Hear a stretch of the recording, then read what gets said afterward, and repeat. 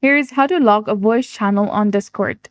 So first, you need to create or select a voice channel. Go to the specific server, go to its voice channel section, and you can either create a new voice channel or use an existing one. Remember that only voice channels can be logged, not text channels. Here, hover your mouse to the voice channel and then tap on this edit channel option. Go to permissions.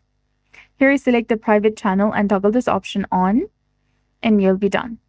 You can now add members or roles who can access this channel. Tap on Save Changes from the bottom of the screen.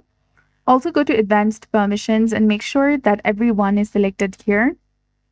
Then disable the Connect Permissions section. Tap on this cross icon over here. Then save the changes and go back to your Discord server. And to verify the channel is logged, you can go to Server Settings, then go to Roles. Select a specific role.